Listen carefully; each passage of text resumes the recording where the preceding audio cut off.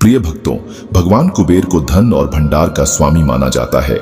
यदि आप अपने जीवन में अपार धन संपत्ति, समृद्धि और खुशहाली चाहते हैं तो आपको भगवान कुबेर की कृपा प्राप्त करनी होगी। जब वे प्रसन्न होते हैं तो व्यक्ति के जीवन से धन संबंधी सभी परेशानियां समाप्त हो जाती हैं, गरीबी दूर हो जाती है और घर में सुख समृद्धि का वास होता है। इससे जीवन आनंदमय और खुशहाल बन जाता है।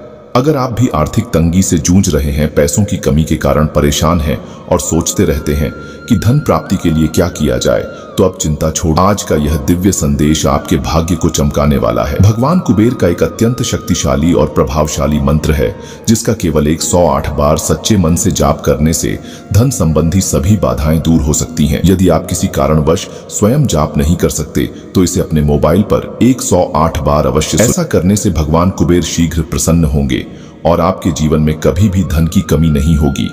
तो आइए पूर्ण श्रद्धा और विश्वास के साथ इस महामंत्र का श्रवण शुरू करते हैं।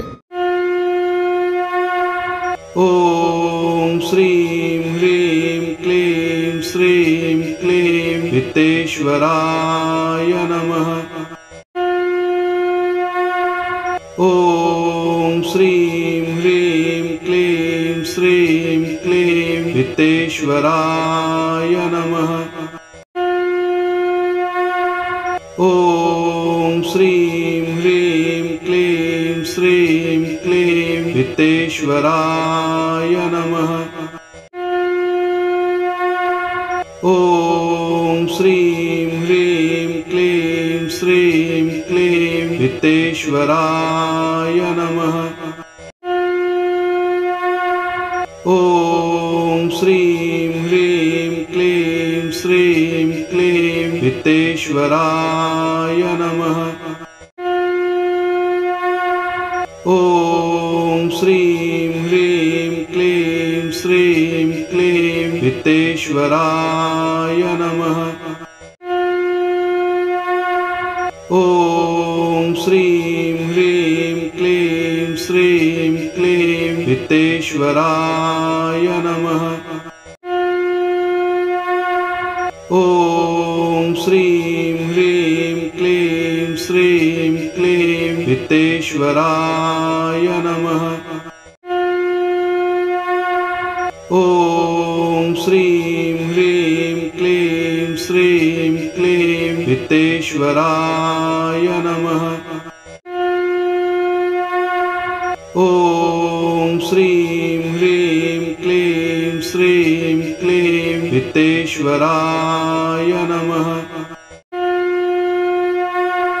ओम श्रीं ह्रीं क्लीं श्रीं क्लीं वित्तेश्वराय नमः।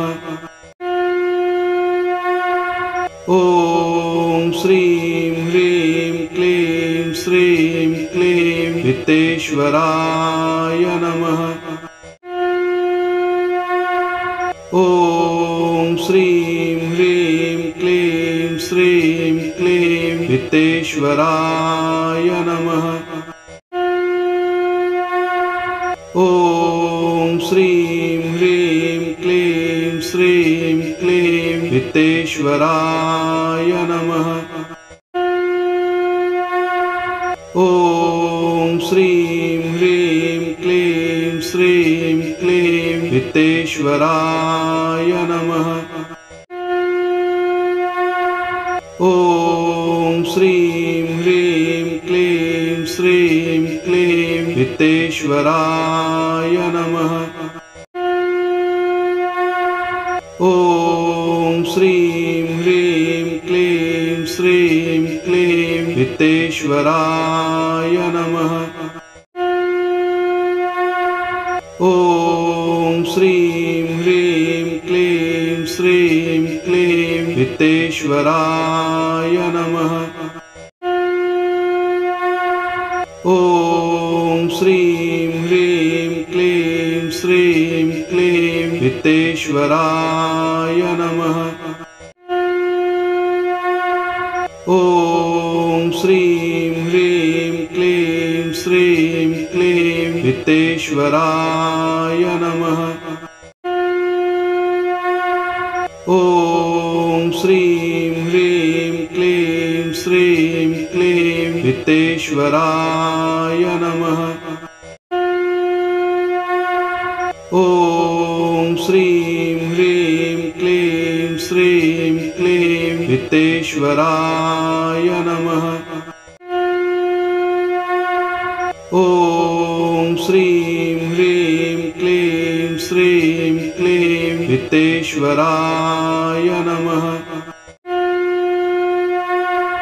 ॐ श्रीं ह्रीं क्लीं श्रीं क्लीं वित्तेश्वराय नमः। ॐ श्रीं ह्रीं क्लीं श्रीं क्लीं वित्तेश्वराय नमः। ॐ श्रीं ह्रीं क्लीं श्रीं क्लीं वित्तेश्वराय नमः। ॐ श्रीं ह्रीं क्लीं श्रीं क्लीं वित्तेश्वराय नमः। ॐ श्रीं ह्रीं क्लीं श्रीं क्लीं वित्तेश्वराय नमः। ॐ श्रीं ह्रीं क्लीं श्रीं क्लीं वित्तेश्वराय नमः। ॐ श्रीं ह्रीं क्लीं श्रीं क्लीं वित्तेश्वराय नमः। ॐ श्रीं ह्रीं क्लीं श्रीं क्लीं वित्तेश्वराय नमः। ॐ श्रीं ह्रीं क्लीं श्रीं क्लीं वित्तेश्वराय नमः। ॐ श्रीं ह्रीं क्लीं श्रीं क्लीं वित्तेश्वराय नमः।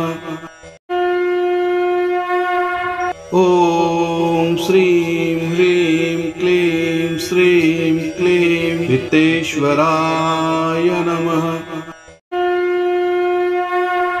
ॐ श्रीं ह्रीं क्लीं श्रीं क्लीं वित्तेश्वराय नमः। ॐ श्रीं ह्रीं क्लीं श्रीं क्लीं वित्तेश्वराय नमः। ॐ श्रीं ह्रीं क्लीं श्रीं क्लीं वित्तेश्वराय नमः। ॐ श्रीं ह्रीं क्लीं श्रीं क्लीं वित्तेश्वराय नमः। ॐ श्रीं ह्रीं क्लीं श्रीं क्लीं वित्तेश्वराय नमः। ॐ श्रीं ह्रीं क्लीं श्रीं क्लीं वित्तेश्वराय नमः। ॐ श्रीं ह्रीं क्लीं श्रीं क्लीं वित्तेश्वराय नमः। ॐ श्रीं ह्रीं क्लीं श्रीं क्लीं वित्तेश्वराय नमः। ॐ श्रीं ह्रीं क्लीं श्रीं क्लीं वित्तेश्वराय नमः। ॐ श्रीं ह्रीं क्लीं श्रीं क्लीं वित्तेश्वराय नमः। ॐ श्रीं ह्रीं क्लीं श्रीं क्लीं वित्तेश्वराय नमः। ॐ श्रीं ह्रीं क्लीं श्रीं क्लीं वित्तेश्वराय नमः। ॐ श्रीं ह्रीं क्लीं श्रीं क्लीं वित्तेश्वराय नमः। ॐ श्रीं ह्रीं क्लीं श्रीं क्लीं वित्तेश्वराय नमः। ॐ श्रीं ह्रीं क्लीं श्रीं क्लीं वित्तेश्वराय नमः। ॐ श्रीं ह्रीं क्लीं श्रीं क्लीं वित्तेश्वराय नमः। ॐ श्रीं ह्रीं क्लीं श्रीं क्लीं वित्तेश्वराय नमः।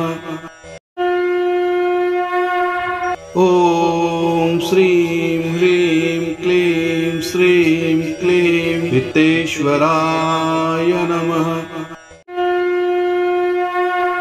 ॐ श्रीं ह्रीं क्लीं श्रीं क्लीं वित्तेश्वराय नमः। ॐ श्रीं ह्रीं क्लीं श्रीं क्लीं वित्तेश्वराय नमः। ॐ श्रीं ह्रीं क्लीं श्रीं क्लीं वित्तेश्वराय नमः। ॐ श्रीं ह्रीं क्लीं श्रीं क्लीं वित्तेश्वराय नमः। ॐ श्रीं ह्रीं क्लीं श्रीं क्लीं वित्तेश्वराय नमः। ॐ श्रीं ह्रीं क्लीं श्रीं क्लीं वित्तेश्वराय नमः। ॐ श्रीं ह्रीं क्लीं श्रीं क्लीं वित्तेश्वराय नमः। ॐ श्रीं ह्रीं क्लीं श्रीं क्लीं वित्तेश्वराय नमः। ॐ श्रीं ह्रीं क्लीं श्रीं क्लीं वित्तेश्वराय नमः। ॐ श्रीं ह्रीं क्लीं श्रीं क्लीं वित्तेश्वराय नमः। ॐ श्रीं ह्रीं क्लीं श्रीं क्लीं वित्तेश्वराय नमः। ॐ श्रीं ह्रीं क्लीं श्रीं क्लीं वित्तेश्वराय नमः। ॐ श्रीं ह्रीं क्लीं श्रीं क्लीं वित्तेश्वराय नमः। ॐ श्रीं ह्रीं क्लीं श्रीं क्लीं वित्तेश्वराय नमः। ॐ श्रीं ह्रीं क्लीं श्रीं क्लीं वित्तेश्वराय नमः। ॐ श्रीं ह्रीं क्लीं श्रीं क्लीं वित्तेश्वराय नमः। ॐ श्रीं ह्रीं क्लीं श्रीं क्लीं वित्तेश्वराय नमः। ॐ श्रीं ह्रीं क्लीं श्रीं क्लीं वित्तेश्वराय नमः। ॐ श्रीं ह्रीं क्लीं श्रीं क्लीं वित्तेश्वराय नमः। ॐ श्रीं ह्रीं क्लीं श्रीं क्लीं वित्तेश्वराय नमः। ॐ श्रीं ह्रीं क्लीं श्रीं क्लीं वित्तेश्वराय नमः। ॐ श्रीं ह्रीं वित्तेश्वराय नमः।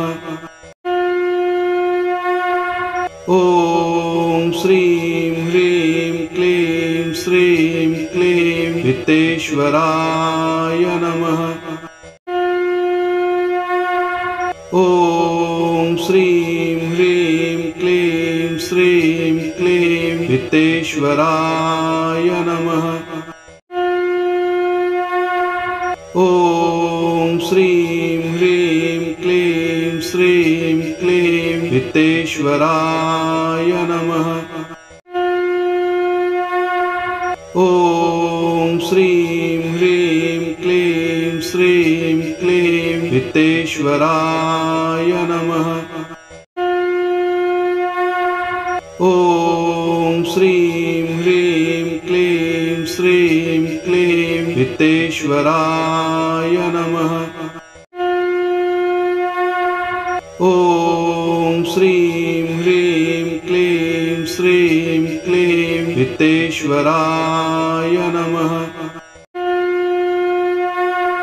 ॐ श्रीं ह्रीं क्लीं श्रीं क्लीं वित्तेश्वराय नमः। ॐ श्रीं ह्रीं क्लीं श्रीं क्लीं वित्तेश्वराय नमः।